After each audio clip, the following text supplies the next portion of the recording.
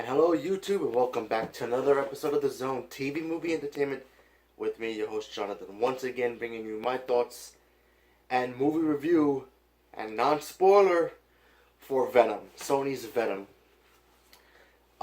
So this is the standalone, own universe kind of super anti-hero movie. Venom. He is Spider-Man's basically his arch nemesis, and well, the story of Venom. He's basically in the Spider-Man world. He's Eddie. There's a reporter named Eddie Brock who Spider-Man meets, and they have like they hate each other kind of thing. And then he meets this, and then Eddie Brock meets this alien ooze thing, a symbiote, and they bond and become Spider-Man's greatest enemy, and you know the rest. So in this movie, this has basically nothing to do with Spider-Man. So you have Eddie Brock. He's basically a reporter who lives in San Francisco, and he encounters a alien being known as a symbiote, and he kind of bonds with it, and he basically has to kind of stop this whole foundation that does experiments on these things to try to see if humanity can survive with them.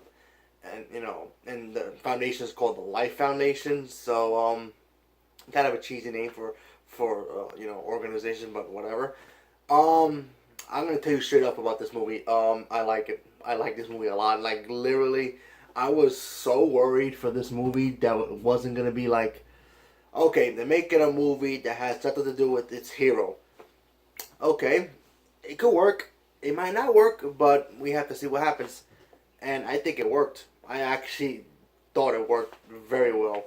I mean, obviously, the biggest thing in this that there's no Spider-Man, and that's not a spoiler, people. That's a fact. And a lot of people were gonna be worried: is it gonna work without him? I thought it did. I thought it played off really well. It didn't need Spider-Man, even though I kind of feel, in the back of my mind, in my back of my heart, I kind of feel like, yeah, Spider-Man will fit with him right now, but maybe down the road, But right now, as how they portrayed Eddie Brock in this movie, I thought they did a really good job with them. The dynamic between him and Venom, the way he was talking to him, the way that they were arguing with each other, I thought that really worked. The chemistry that he had with his girlfriend, wasn't the greatest like love thing ever, like in comic books that you don't normally have, but it was okay for what it was. I thought that was okay. The villain was more of old school, twirling mustache kind of villain, but he was fine. I liked the villain. He does become a symbiote creature known as Riot, but that's another symbiote creature that basically is like the brother or sister or whatever you want to call it of Venom, and that was pretty cool. The action scenes in this movie were great. I love seeing Venom do his thing. Obviously, certain things from the comics Venom didn't do, but maybe down the road he will. But that was okay, so I wasn't too disappointed with that. But overall, I thought it really worked. I thought the tone was fine. Could it have been rated R? I mean, I don't know. I mean, there were a lot of moments. He did drop a lot of bodies in this movie. Yeah, so I'm just gonna let you know about that right away. Um, I don't know. I mean, could it have been rated R? I guess, but does it have to? Not really. I thought the violence in this movie was great anyway, so that it literally worked. There was some stuff in here I didn't even think they were gonna do because of the PG-13 rating, but they did it anyway, and I was like really surprised. So I dug this movie a lot. I really did, and I'm a huge Venom fan. He's my third, he's my third favorite villain of all time. Superhero wise, behind Joker and Lex Luthor.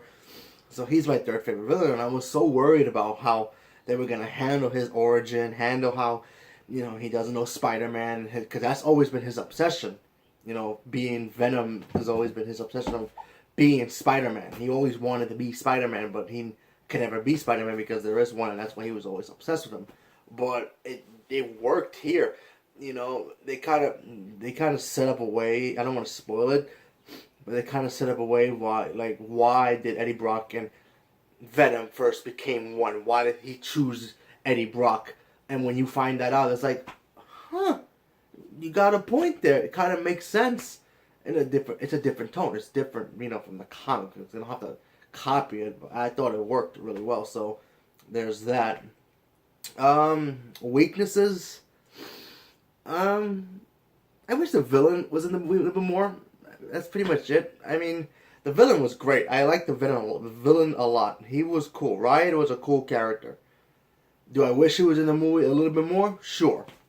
Then I wish the ending of between Riot and Venom changed a little bit? Sure. But other than that, it just, for me, I feel like they can do more with this character if they decide not to put Spider-Man in it. They can leave Spider-Man with the MCU, make some money with Marvel, do that thing, have Sony continue these movies with Venom.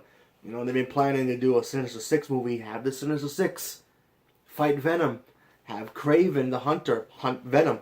That would be beyond awesome. I thought Tom Hardy did a really good job, making Venom look menacing like he's supposed to be.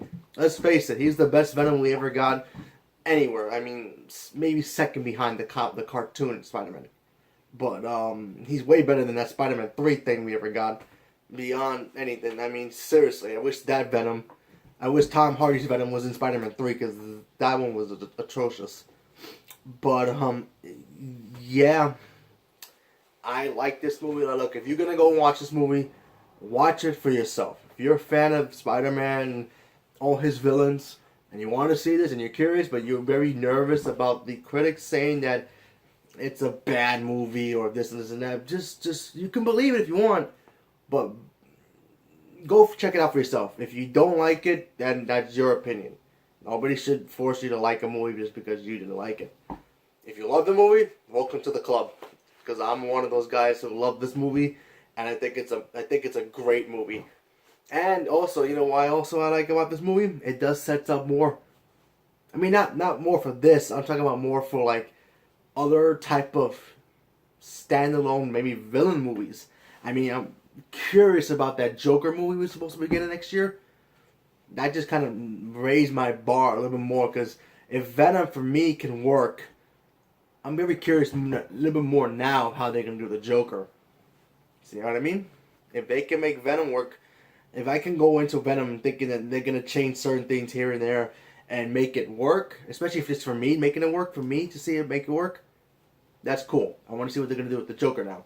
And maybe some other villains. Maybe they'll do, I don't know, I heard the rumors about Doctor Doom. That could be a possibility. It just does open possibilities of that. But who knows? I mean, they're supposed to be doing a Michael Morbius movie next, so hopefully that happens. They still want to do the Sinister Six, so anything's possible there. But give it a shot. Go check it out for yourself. If you like it, welcome to the club, because a lot of people are going to like this movie, for themselves. But if they don't, and you don't like it, that's cool too, man. But just give it a shot.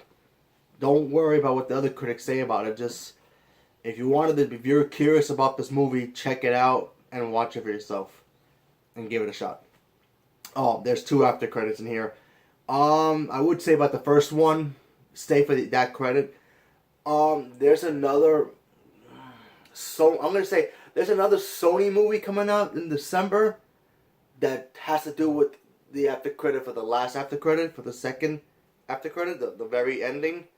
If you're curious about that movie, stick around. It was pretty cool. I'm kind of more curious about that other Sony movie that's coming out in December now, a little bit more, because I was kind of iffy with it a little bit, but seeing the second trailer that kind of dropped, the third or whatever it was, and now seeing this, I'll spoil it for you if you want to know.